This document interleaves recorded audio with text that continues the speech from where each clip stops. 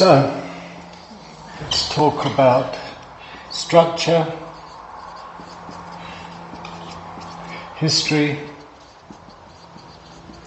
culture, and experience. And here you have your organization. So the organization is made up of all the individuals within the organization, and your job as the coach is to get each individual to work, to have some awareness of themselves and how they're showing up, and how you can move the organization and all the role players towards the solution, and to move away from the problems. And that's what recovery coaching does, is what has been taken away by the addictive behavior.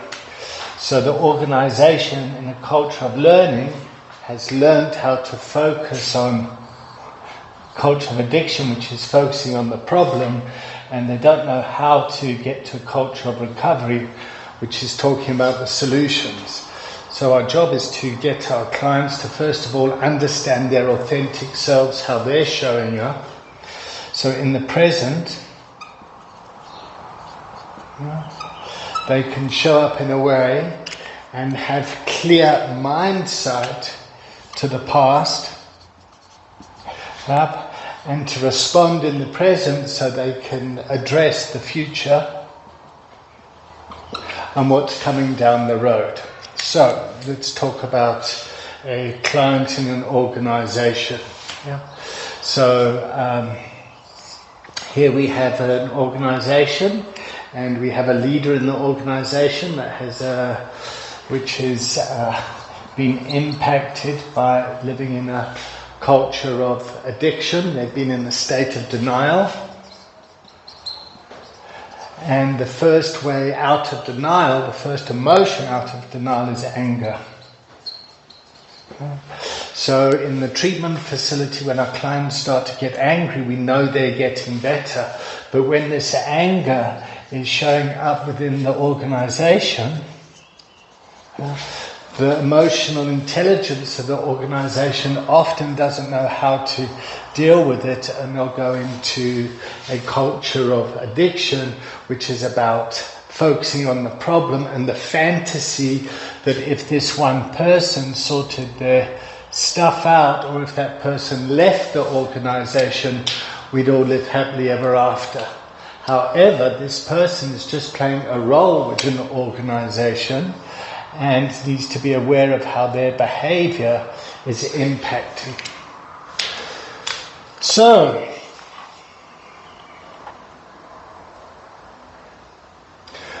let's look at the setup. So, here you've got the person that has the problem. Here you have their manager. Here you have HR. Here you'll have organizational development. Here you'll have the team players. Here you'll have marketing, and here you'll have kind of back office or day-to-day operations. And the interactions of everyone is, as you can see, is all a kind of crisis, chaos and conflict already. So what the work is about is getting this individual to move towards a culture of recovery, so they start to get well. But we then need to understand that the rest of the system, over the time, has learned how to function around this person's dysfunctional behavior. So it's very much like a dysfunctional family system. And what we need to do, or what we need to be aware of, is what is the culture of the organization. And then what's the structure? What's leadership? What are the teams? And what's the company? And as coaches, we need to be conscious of all levels. So how does this person's behavior within the chaos impact everyone here? Okay, so it's best to kind of take it from the top-down approach. Yeah, so here's our policies, process, procedures, and this is the way that we do things around here that assist our employees when they get into trouble and they need to move to a culture of recovery or to a place of wellness. So in this case here, there's been an intervention and this person needs to take time off. Yep, and they're taking 3 months off. Yep. So what is the impact on the team when this person is away? What happens to the system? And as a coach, people are going to want you to say, what are you going to do? And as a coach, what we need to do is to be comfortable saying, I don't know, what are you going to do? And look at it from a lens that's outside, looking in and trusting and holding the space that the system will be able to find a solution for itself and to allow the wellness to come in, which is based on history and the experience of the organization of working with people within organizations. Now the big trouble is people don't know how to feel their feelings. They don't know how to express their anger. Yeah. They don't know how to express their fear.